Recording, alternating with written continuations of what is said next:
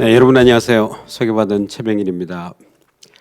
오늘 딜레마, 난제 이 주제를 가지고 여러분 찾아뵙게 됐는데요. 오늘 첫 강의를 시작하게 돼서 뿌듯하기도 하고 굉장히 부담감도 듭니다. 저는 재단 1기 대학 비결 장학생이었는데 그때 뭐 가마득한 옛날이죠.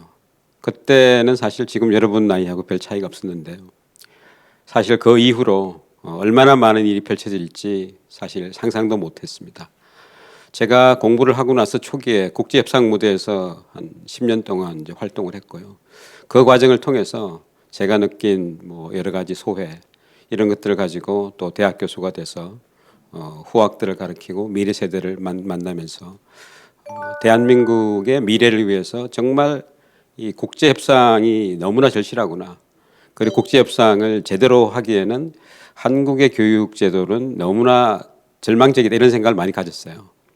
그래서 재단이 하고 있는 드림 렉처를 통해서 지금 중고등학생 여러분 줌으로 만나고 있고 또 온라인으로 들어오는 여러분들한테 제 그 문제의식을 같이 공유하는 그런 시간이 됐으면 좋겠습니다.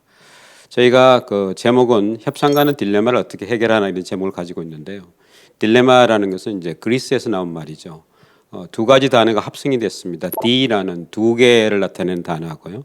레마라는 이제 proposition, 어떤 제안, 문제 이런 것인데 두 개의 서로 상반된 그 제안이 있어서 이쪽을 선택하면은 이런 문제가 있고 저쪽을 선택하면 또 다른 문제가 있고 그래서 이도 저도 어떻게 하지 못하는 이런 진퇴양난을 보통 딜레마를 하고요.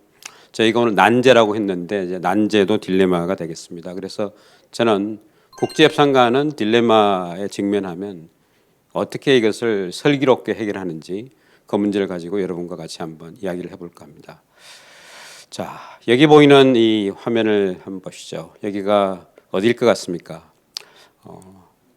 네, 여러분 위에 보시면은 이제 국기가 있습니다. 여기 이제 브리티시 뮤지엄이고요.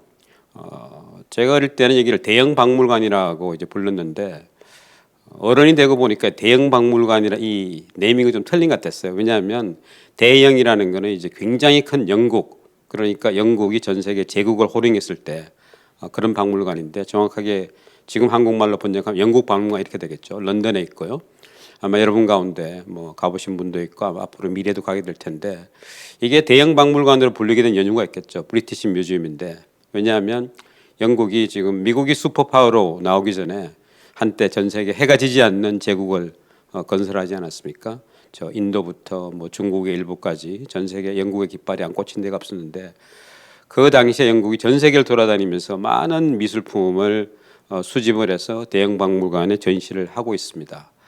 그 가운데 논란이 되고 있는 가운데 하나가 이 전시물인데요. 이 전시물은 여러분 왼쪽에 이제 보이는 흑백으로 된 걸 보면 거기에 옛날 그 고대 사람들의 모습이 보이고 말을 타고 있는 모습이 보일 거예요.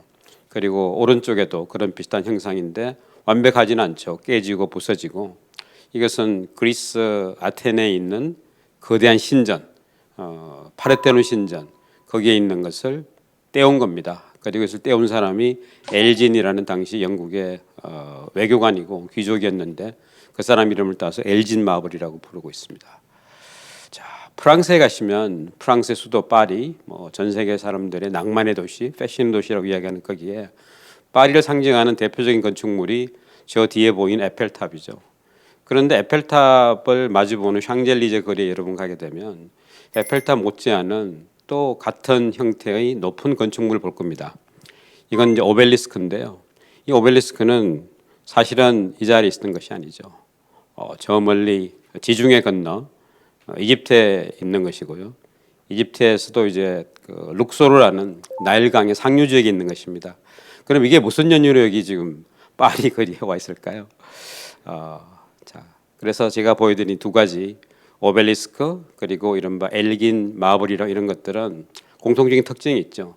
이른바 서양 국가들이 전 세계에서 가장 강력한 국가를 부상했을 때 다른 국가에 가서 뭐 여러 가지 형태 우리는 그것을 불법 약탈 이렇게 부르고 싶지만 가지고 온 이른바 고문화재죠. 이들은 돌려주지 않고 있습니다. 돌려주지 않는 여러 이유가 있습니다. 자, 그러면 지금 그리스의 파르테논은 제가 보여드린 엘진 마블이 떨어져 나간 파르테논 신전, 밤에 한번 모습을 보시죠. 저기 보이면은 지붕 위에 떨어져 나가 있는 많은 저런 건축물들이 지금은 대형 박물관에 잠자고 있는 것입니다. 만약 여러분이 그리스 국민이라면 이 모습을 보고 어떤 느낌이 들까요? 분노, 우라통, 좌절, 뭐 무슨 수술을 쓰더라도 저걸 가지고 싶은 생각이 들지 않겠습니까? 돌려달라는 외침만으로 과연 영국이 저걸 돌려줄까요?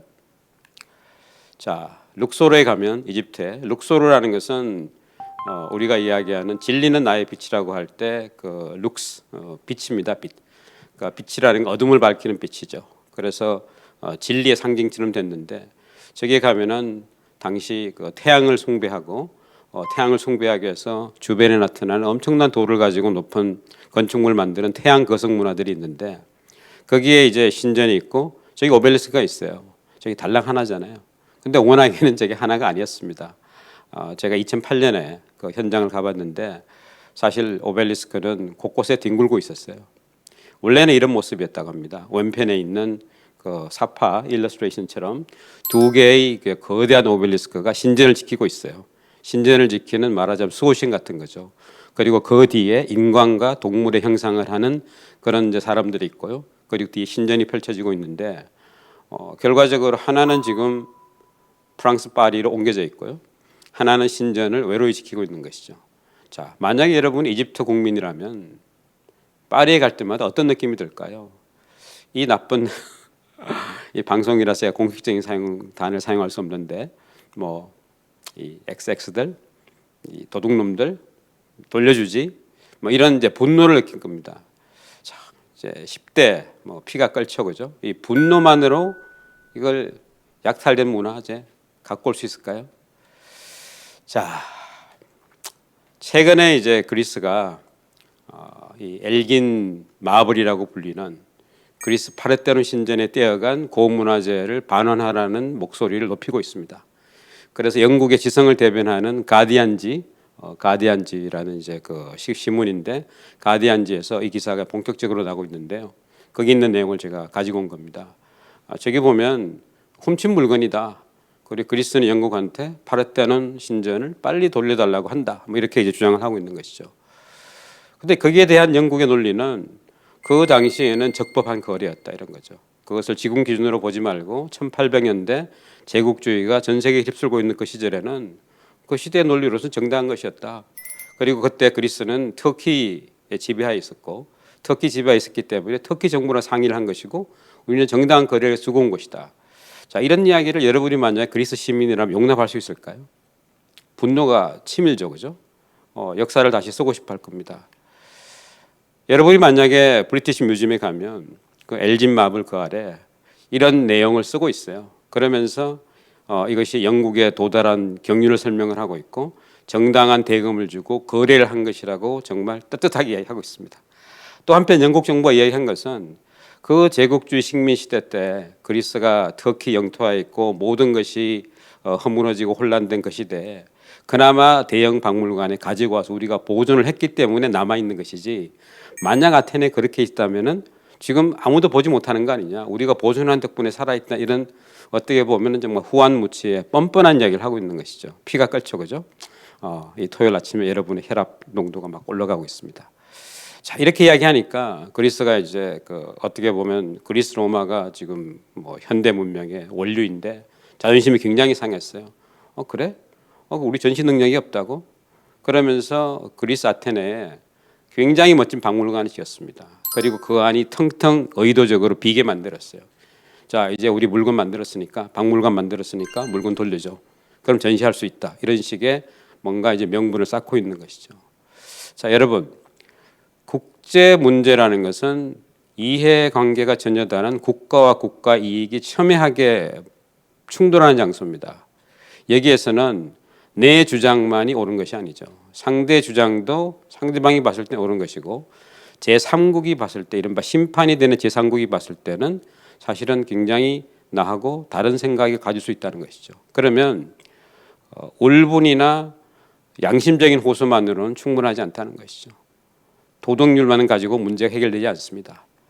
자, 이 문제가 지금 굉장히 첨예한 이슈가 돼서 양국의 정치인들이 설전을 하고 있습니다. 설전이라는 것은 이제 말의 싸움인 것이죠. 엘진 마블을 둘러싸고 그리스의 그 수상은 도둑질한 거야, 도둑질 돌려줘 하니까 영국의 보리스 존슨, 아침에 머리도 제대로 안 빗고 흥크레진 머리를 자랑하는 보리스 존슨이 하는 이야기가 무슨 소리야, 택도 없는 이야기야, 우리 거야 우리 거, 꿈도 꾸지 마 이런 거죠. 여러분이 이제 나중에 고급 영어를 구사하게 되면 Don't you dare 이런 표현을 듣게 될 겁니다. 꿈도 꾸지 마, 뭐 이런 이야기인데요. 이게 영국식 특유의 표현입니다. 그리고 대개 이제 상황이 묘하게 된 게 여러분 그리스나 영국이나 유럽 국가잖아요, 그죠? 그리고 한때는 유럽 연합의 같은 회원이었습니다. 그런데 2016년에 브렉시트를 하면서 영국이 EU에서 탈퇴를 하면서 이제는 EU를 압박해서 그리스가 영국한테 이 문화재를 돌려주지 않으면은 뭔가 불이익을 주겠다는 이런 재미있는 양상으로 지금 상황이 진행되고 있습니다. 그렇지만 이 모든 것에도 불구하고 저 그리스 파르테논 신전에서 떼어간 이른바 엘진 마블이라고 불리우는 저 부조 조각은 지금도 대형 박물관에서 전 세계 관광객을 맞이하고 있는 슬픈 현실입니다. 자, 그러면 이제 우리 이야기를 한번 해보겠습니다. 오벨리스크 이집트에서 시작이 됐지만 그 일부는 파리에 있고 그리스 파르테논 신전에 붙어 있던 자랑스러운 조각인 그 부조는 엘진 마블이라는 어처구니없는 이름을 달고 대형 박물관에 있으면서 돌아가기를 거부하고 있습니다. 그런데 대한민국의 경우 비슷한 사례가 있습니다. 지금부터는 그 이야기를 해보려고 합니다. 제가 보여드리고 있는 것은 프랑스 파리에 있는 국립도서관이고 BNF, National Bibliotheque이라고 하는데요. 세느강 동쪽에 가면은 그게 이제 자리 잡고 있는 국립도서관인데 이 형상이 되게 독특하죠. 여러분 보시면 책을 이제 세운 그런 느낌입니다. 그리고 책을 4권 세운 거예요. 책을 4권 세우고 4권 세운 것은 약간 소통의 느낌. 그리고 모든 것을 유리로 이제 조각을 했기 때문에 투명성 따라서 어떤 느낌을 가지고 있냐 하면은 소통, 개방, 뭐 계몽 이런 것인데 저는 이게 위선이라고 생각을 하는 것이죠. 왜 위선이냐? 여기에 들어가면 조선시대 궁궐의 주요한 행사를 세세히 기록한 이른바 의궤라는 것이 있습니다. 이 의궤라는 것은 왕실의 행사, 왕실의 주요 행사가 여러분 뭐겠습니까?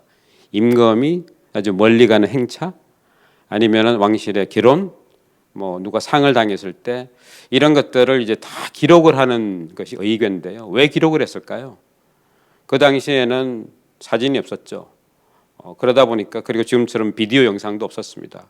이것을 세세하게 기록을 해서 그 다음에 올 사람들한테 물려줘서 중요한 의식을 하는데 제대로 예를 가르치도록 가르침이 없도록 하는 것이 의궤입니다. 의궤의 많은 부분은 이렇게 여러분 보는 대로 정말 화려한 색깔의 그림으로 되어 있고요. 이 그림은 2차원이지만 3차원을 형상화했어요. 여러분 보시다시피 이 그림 같은 경우에는 장렬왕후 국장을 지낸 그 의궤인데요. 왼쪽에 여러분 보시면 앞에 이제 붉은색의 그 어떤 관익하고 뒤에 사람이 따르는데 위아래를 보십시오. 좌우를 보면 사람들이 어떤 모습을 하고 있는지를 마치 위에서 드론을 띄워서 찍은 것처럼 이렇게 보이죠.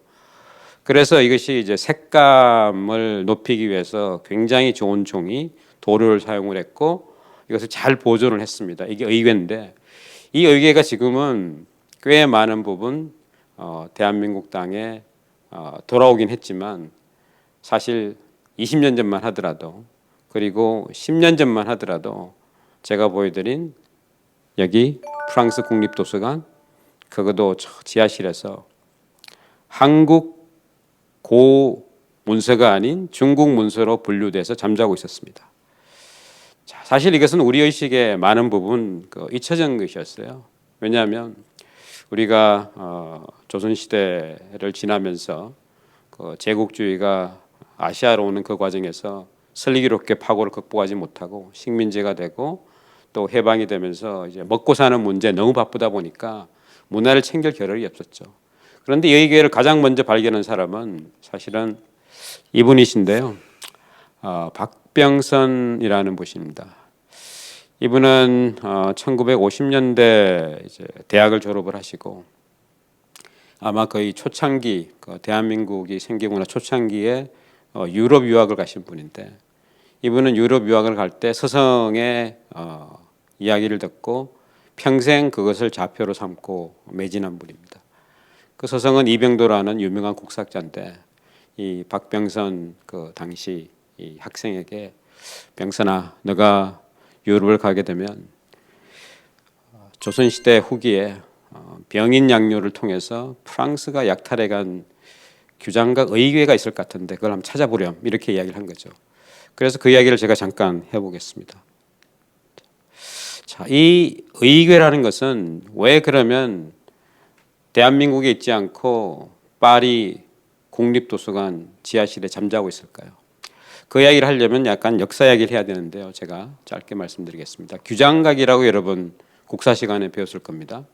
규장각은 이제 말 그대로 이야기를 하면 왕립도서관 그리고 연구소 이 두 가지 기능을 하고 있습니다. 규라는 것은 이제 별을 나타내는 것이고요. 장은 이제 문장. 그래서 별들의 문장이니까 사실은 이제 별이라는 건 굉장히 높은 어떤 권위, 왕 뭐 이런 것이죠. 그래서 정조 임금이 조선을 개혁하기 위해서 자기 개혁 성향에 맞는 젊은 선비들을 중용을 했습니다. 그리고 여러분 서울에 오시면은 창덕궁 뒤편에 거기에 이제 규장각을 만들어서 수시로 경연을 하고 토론을 하고 또 왕이 보는 도서관을 건립을 했는데 거의 규장각이고요. 의궤는 이제 어떤 목적 때문에 이 규장각에 보관하지 않고 외규장각이라는 걸 만들어서 강화도에 보관을 했습니다.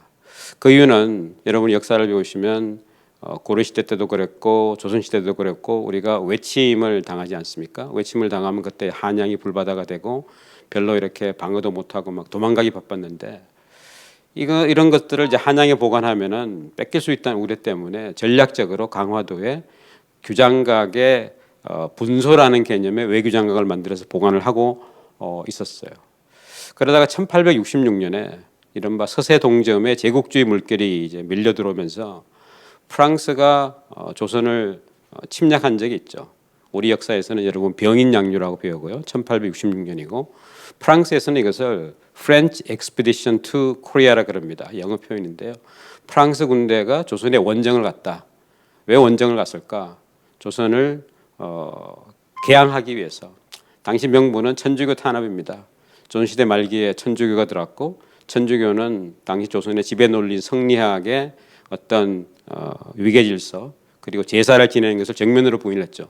그러다 보니까 대원군의 역에 대해서 이제 정면적으로 탄압을 했고요. 그 과정에서 프랑스 선교사 몇 명이 순교하는 일이 생겨서 중국에 머물고 있던 프랑스 군대가 강화도를 침략을 했습니다. 그러면서 이게 사파로 보이는 그런 사건이 벌어지고 있죠. 역사는 병인양요로 기록하고 있고 서양 기록에서는 프랑스가 한국을 원정간 그런 기록을 하고 있는데 결과는 이들이 전쟁을 하고 물러가긴 했지만 피해가 굉장히 컸습니다. 그 과정에서 외교장각에 들어가서 불태우고 사실 외교장각이 뭔지도 몰랐겠죠. 그러다 보니까 아까 제가 보여드린 그런 이제 눈부신 색깔의 그림들이 있는 것을 보고 그냥 배에 실어서 간 거죠. 그로부터 역사가 엄청나게 흐른 겁니다. 그러고 있던 것을 이분이 1970년대 후반 프랑스 국립도서관에 계약직으로 사스로 일하면서 매일 거기를 출근하면서 찾아내겠다는 일념으로 일관하던 순간 드디어 발견한 거죠. 유레카 모먼트입니다. 자, 그러면 1866년 병인양요에서 프랑스 군대가 약탈해간 이 우리 선조들의 자랑스러운 문서인 외교장각의 의궤 발견을 했어요. 그런데 프랑스 땅에 있습니다. 그리고 식민시대 지나고 2차 세계대전 지나고 이른바 현대가 열렸는데 아까 제가 보여드린 그리스 파레테논 신전, 이집트 오벨리스크처럼 야 이것은 틀린 거야, 잘못된 거야, 돌려줘. 이 외침, 분노, 아우성만으로 돌려받을 수 있을까요? 국제 무대는 생각보다 굉장히 현실적이고 냉철한 무대도. 그래서 그런 아우침, 외성 그런 것만으로 되지 않습니다. 노력이 필요합니다. 자, 여기서부터 이제 제가 드리고 싶은 말씀이죠. 결과부터 말씀드리면 아까 보여드린 외규장각 의궤는 지금 대한민국 땅에 돌아와 있습니다. 그런데 이것은 전쟁을 통한 것도 아니고요. 그리고 프랑스인들이 갑자기 도덕군자가 돼서 돌을 돌려준 것도 아니고요. 한국과 프랑스 정부의 그리고 다양한 참여자들의 엄청난 이 협상의 노력에 의해서 돌아온 것이죠. 그래서 감히 외교장과 의교의 드라마라고 해도 좋을 것이고 거기서 이제 제가 관찰한 그런 느낌을 여러분하고 같이 공유를 하고자 합니다. 사실 시작은 이런 거죠. 여러분, 제가 질문을 던져볼게요. 내가 원하는 것을 상대방이 가지고 있어요. 그리고 상대방은 이런저런 논리로 절대로 돌려주지 않습니다. 자, 그럼 어떻게 해야 되죠? 폭력적으로 거세게 밀어닥칩니까? 아니면은 장문의 이메일을 보낼까요? 동네 방을 붙일까요? 이런 방식은 아마 효과가 없을 수도 있어요. 결국은 상대방을 평화적으로 해결하려면 대화를 할 수 있는 그런 장소로 이끌어내야 됩니다. 그죠? 이끌어내려면 그 사람들이 그 장소로 오게끔 하는 뭔가 이렇게 동기, 유인이 있어야 되겠죠. 자, 그 순간이 1990년대 초반에 찾아왔어요. 여기서 이제 보면은 이제 지방에 있는 우리 학생들이 많은데 서울에 올 때 KTX로 여러분 올라오시죠. KTX는 1990년대 이제 한국이 설치한 초고속 전철이고요. 당시 이것을 구현하는 기술은 지구상의 3개 국가가 가지고 있어요. 프랑스가 가지고 있는 떼제베라는 기술이 있을 거예요. 독일이 가지고 있는 자기 부상 열차가 있었고 또 일본이 가지고 있는 신간센이라는 기술이 있었는데 한국 정부는 그 당시에 전략적으로 프랑스의 떼제베를 1차 우선 협상국으로 선정을 했습니다. 그러면서 프랑스한테 미끼를 던진 것이죠. 야, 너희들 문화대국이라고 하는데 우리 선조들의 자랑스러운 기록인 문화유산, 외교장과 의궤 돌려주는 게 마땅하지 않겠니? 이렇게 이야기된 거죠. 그래서 1차 우선 협상 대상 국가였기 때문에 프랑스 떼제베가 우리가 다니는 KTX의 최종 기술로 낙점된 건 아니에요. 그래서 협상에 들어가기 때문에 주고받는 이제 그런 이제 장이 형성이 된 거고 프랑스 정부가 협상 테이블에 나온 겁니다. 그런데 첫 단추는 이제 어떻게 꼈는데 여기서 일이 좀 일그러지기 시작해요. 왜냐하면 프랑스의 수상 대통령인 미테랑 대통령이 1993년에 당시 대한민국 대통령 김영삼 대통령을 만나러 와서 이런 이야기를 했습니다. 그 외교장과 의궤를 이야기를 하는데 돌려달라는 요청 정말 많이 받았다. 왜냐하면 여러분 아시다시피 파리 루브르에 또 이 곳곳에 많은 옛날의 그런 이제 역사 때문에 우리가 가지고 있는 물건이 많은데 다 돌려달라 아우성이다. 자, 이게 기록했습니다. 이런 요청 처음이 아닙니다. 물론 이건 이제 미테랑 대통령이 한국말이 아니고 통역을 통해서 한 이야기겠죠. 절친한 친구인 프랑스 문화장관도 와서 돌려달라 하고 또 수상도 돌려달라고 하고 근데 저는 한 번도 응하지 않았습니다. 왜냐? 돌려주기 시작하면 이제 루브르가 텅 비는 거 아니겠습니까? 그리고 샹젤리 오벨리스크 이집트로 돌아가야 되겠죠. 그런데 유독 한국에 대해서는 이번에 응했습니다. 이 뭐겠습니까? 떼제베가 KTX의 우선 협상 대상 정도가 아니고 최종 낙찰을 받기를 원하는 거죠. 그래서 외교장과 의견은 거의 200권이 넘습니다. 상징적인 의미로 일단 2권을 미리 반환할 방침이다. 자, 그러면 이제 이게 1993년이에요. 외교장과 의궤가 우리한테 돌아온 것은 이로부터 거의 30년이 흐른 2011년입니다. 그럼 도대체 무슨 일이 있었기에 93년에 돌려주기로 하겠다는 그런 모든 이 제스처가 있는데 그것이 20세기가 다 끝나도록 돌아오지 못하고 또 21세기가 시작되고 10년이 흐른 이후에 그때서야 돌아오게 됐을까요?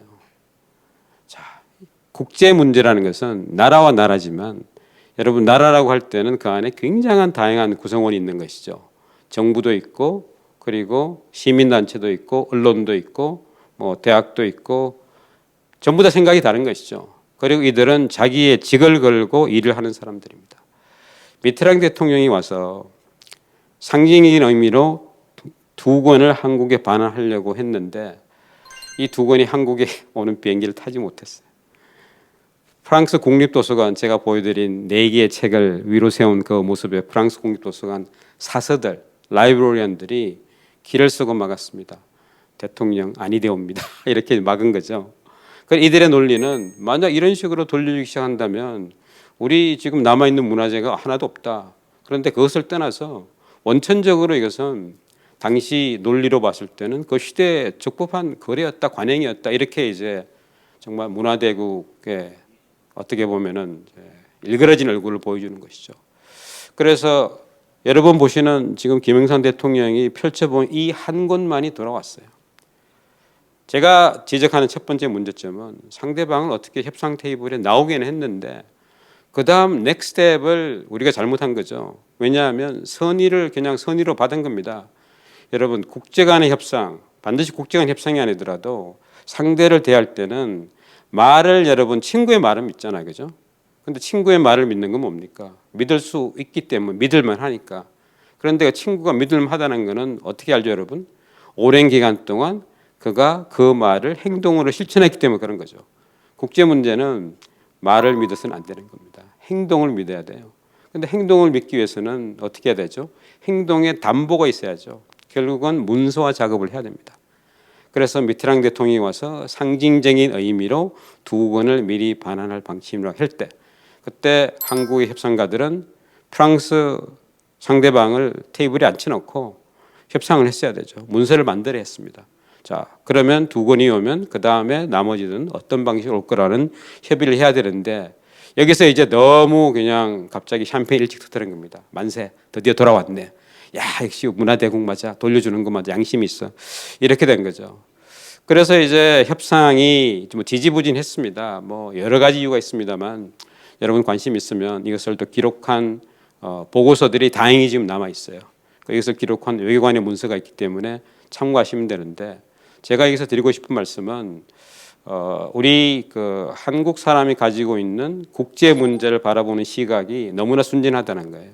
그리고 너무나 낭만적이고 너무나 감정적입니다. 우리 중심적이에요. 우리가 옳으니까, 우리가 훌륭하니까, 우리가 큰 나라니까, 우리가 경제적으로 뭐 굉장히 큰 나라니까 지들이 우리를 알겠지. 아니요, 천만의 말씀 아닙니다. 지구상에는 200개 국가가 있고요. 200개 국가 다 나름대로 전통과 역사와 그들의 원칙과 자존심이 있습니다. 그러다 보니 우리 뜻대로 되지 않으니까 우리 언론이 어떤 표현을 씁니까? 배신. 국제 문제에서 배신이라는 단어를 쓰는 순간 되게 없어 보이는 겁니다. 왜냐하면 그만큼 나의 전략이 없었다는 것을 드러내는 거예요. 이른바 허당이라는 겁니다. 준비 안 된 거죠. 그죠? 아마 뭐 여러 가지 이유가 있는 것 같습니다만 이런 국제 문제를 대할 때 우리는 냉철함 그리고 아주 면밀한 분석, 상대방에 대한 어떤 꿰뚫어 보는 것보다는 내가 옳은데 내가 옳다고 하는데 되겠지 이런 식의 전혀 우리 그 크기에 맞지 않은 그런 생각을 하고 있는 것이죠. 또 국내적으로도 뭐 이런 이제 논란이 확산이 된 거죠. 야, 그거 원래 우리 거야. 소유권이 우리 건데 프랑스가 그냥 우리한테 빌려준다고? 왜냐하면 협상을 진행하면서 외교관들이 어떤 방안을 모색했냐 하면 협상이란 것은 한쪽만이 맞고 상대는 틀린 건 아니잖아요. 그런 협상이 있을 수 없습니다, 여러분. 그런 협상은 전쟁으로 가야 됩니다. 폭력적으로만 해결할 수 있어요. 그런 걸로는 특히 힘이 약한 약소국, 아니 힘이 밀리는 국가는 강대국을 상대할 때 내만 옳고 너는 틀리다고 하면 절대로 문제 풀 수 없어요. 딜레마를 해결할 수 없습니다. 그럴 때는 상대도 옳고 나도 옳고 우리는 서로 다르다는 것을 인정을 해야 되고 그러면 다름을 해소할 수 있는 중간지대를 만나야 되고요. 그러려면은 서로 명분을 세워서 주고받을 수 있는 구도를 만들어야 되는데 프랑스는 주장하는 것이 당시 시대는 그랬어. 지금 우리 있는 거 우리가 있었기 때문에 니들이 제대로 보존한 거야. 만약에 한국이 식민지가 되고 했는데 그대로 외교적 의의가 있으면은 계속 외침을 받아가지고 지금 지구상에 아무도 못 보는 거 아니야? 따라서 이것은 이 컬처럴 헤리티지의 거론도 못 됐을까? 이런 우리로 봤을 때는 정말 뭐 답답한 논리를 펴지만 이게 국제사회 대부분 사람들이 인정하는 통용되는 논리라는 게 여러분 아셔야 돼요. 자, 그러면 우리만 옳아서는 안 되는 거거든요. 자, 이런 상황에서 소유권은 프랑스가 있고 우리는 그것을 실질적으로 한국에 가지고 오겠다는 이런 식의 협상 구도를 세운 사람은 한국 언론, 한국 시민단체에서 매국노가 됩니다. 매국노라는 이야기는 우리 피를 끓게 한 단어죠. 왜냐하면 우리는 여러 번 매국노 프레임을 가지고 역사를 단죄했기 때문에 이런 식의 감정이 팽배한 상태에서는 그 나라를 대표하는 협상가는 협상할 수가 없어요. 그런데도 꽤 많은 경우 배신, 매국노, 뭐 얼싸오적 이제 우리나라 그 협상 대표를 그런 식으로 이야기하는 그런 구도에서는 한국의 협상은 앞으로 나갈 수가 없습니다. 그럼 어떻게 되죠? 만약에 여러분이 나중에 우리를 대표하는 외교관이 됐다. 그리고 어떤 협상을 맡았는데 뭔가 상대의 명분도 생각하고 우리의 명분도 생각하면서 실리를 추구 협상을 하고 싶은데 뒤에서 모든 사람이 나를 매국노라 그런다. 그럼 여러분은 굉장히 고민이 되겠죠, 그죠? 지금까지 여러분 선배들의 선택은 그런 경우에 어떻게 했을까요? 이거 딜레마죠, 그 자체도. 이 협상이 지지부진하다 보니까 많은 외교관이 바뀌었고 프랑스 대통령도 미테랑에서 슈락으로 우파에서 좌파로 바뀌면서 프랑스 내에서도 이게 골칫거리가 된 거예요. 골칫거리. 영어로는 이제 핫 포테이토라 그러죠. 뜨거운 감자. 그래서 슈락 대통령이 뭐 언론 인터뷰에서 찌긋찌긋해 이야기 그냥 한국 대표 만나면 외교관과 이야기하는데 그것 좀 이야기하면 안 돼? 뭐 찌긋찌긋해 이런 이야기고요. 이게 2010년에 한 이야기인데 언론에는 2013년에 아마 그 기사가 보도된 것 같고요. 오른쪽에는 2010년에 이제 프랑스 기사인데 여러분 가운데 혹시 프렌치 하는 분 있을까요? 제 내용이 뭐냐면 BNF는 그 프랑스 국립도서관이고요. 프랑스 국립도서관의 사서들이 저 위에 있는 이제 의궤의 반환을 꼬레라는 말도 보이죠. 결사 반대한다. 반대하는 논리 제가 말씀드렸습니다.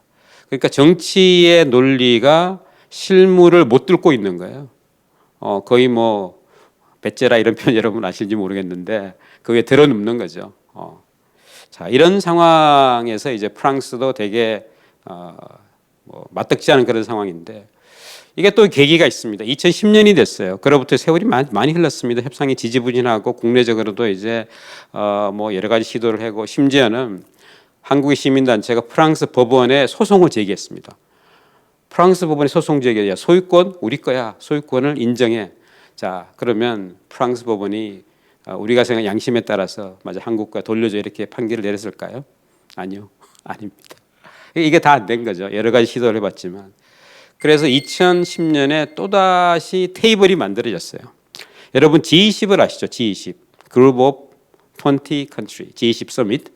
2008년 미국발 금융위기가 시작이 돼서 금융위기가 20세기의 대공황으로 번지는 것을 막기 위해서 미국이 총대를 메고 선진국 10개 나라 그리고 개도국 10개 가운데 굉장히 중요한 나라의 정치 주도를 모아서 하는 서밋, 그게 G20 서밋, G20 정상회의인데요.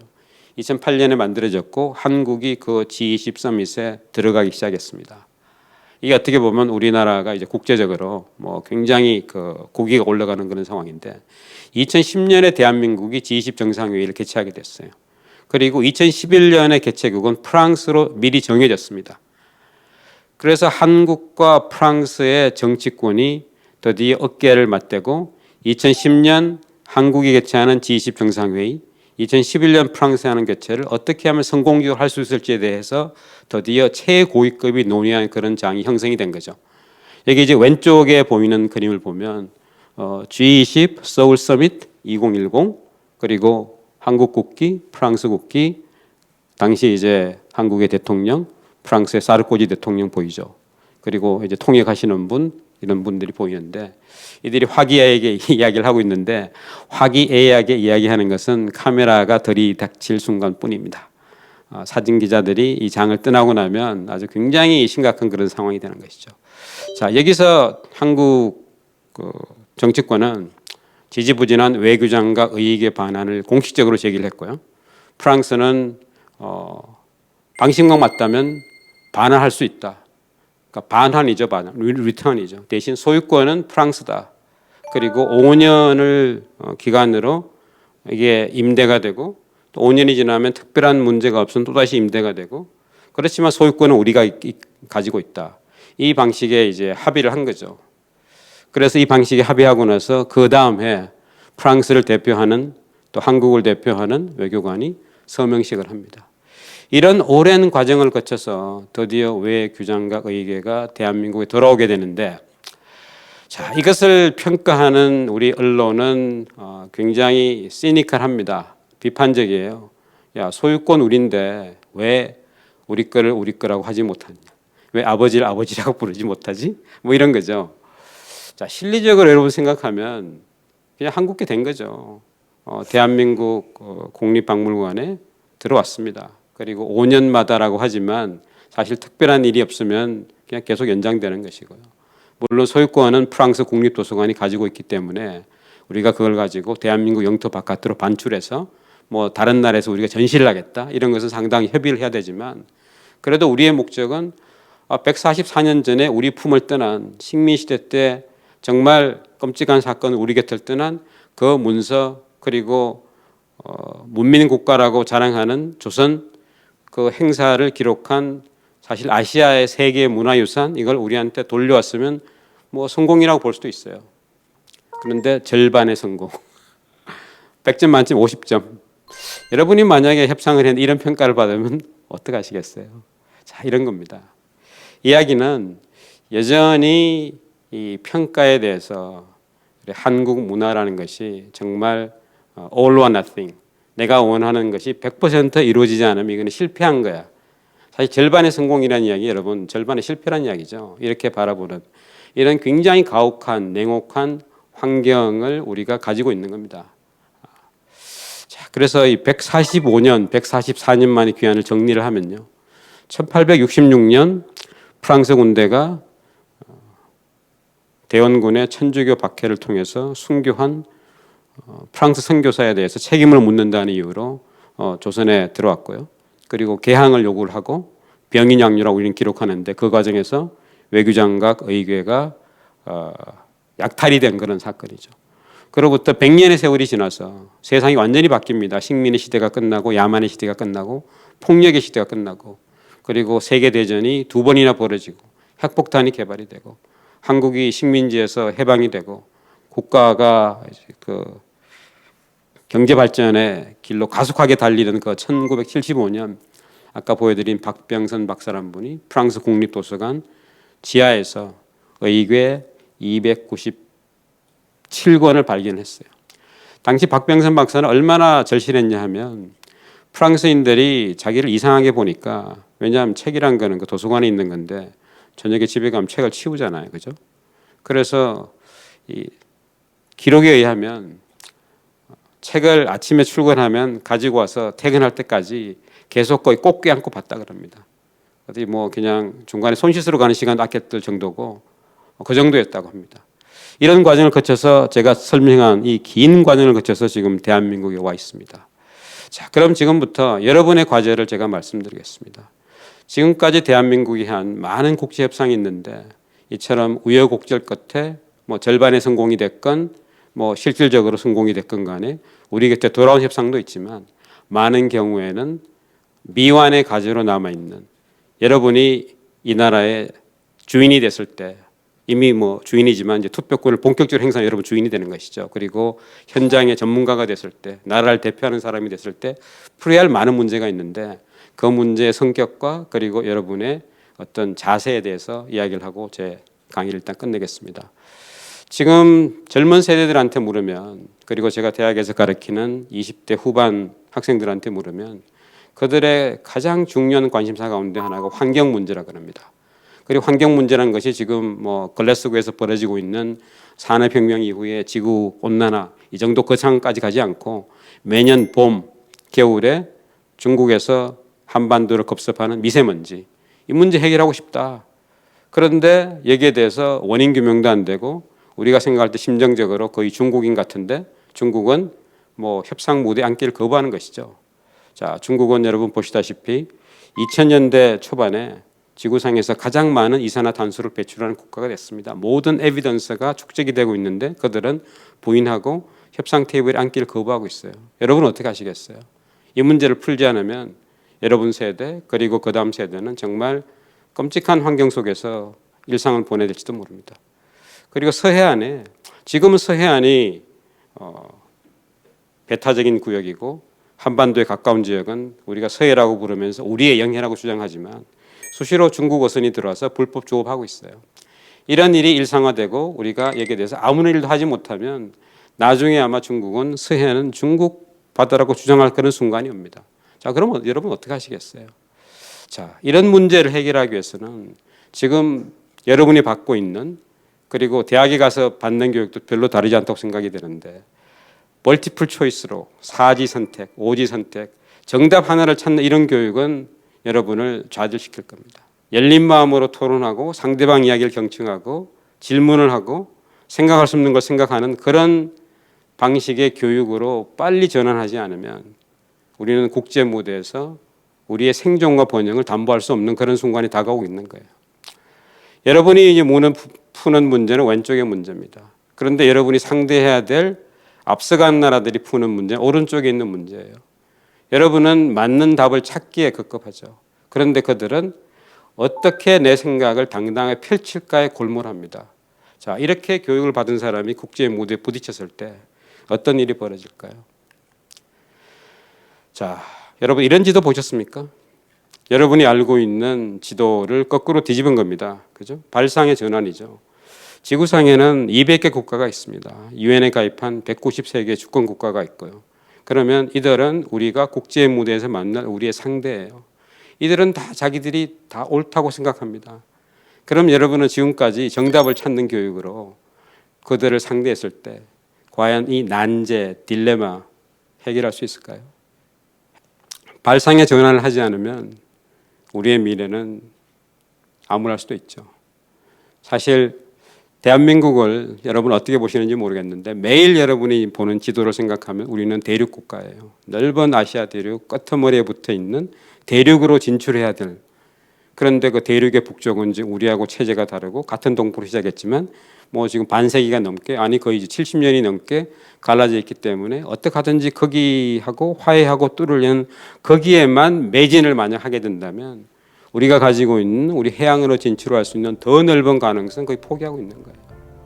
그래서 발상의 전환을 할 때 우리의 길은 열린다고 봅니다. 그래서 오늘 협상과는 딜레마를 어떻게 해결하나.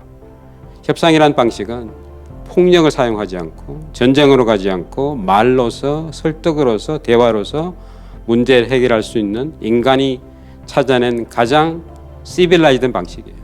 그런데 항상 성공하는 것은 아닙니다.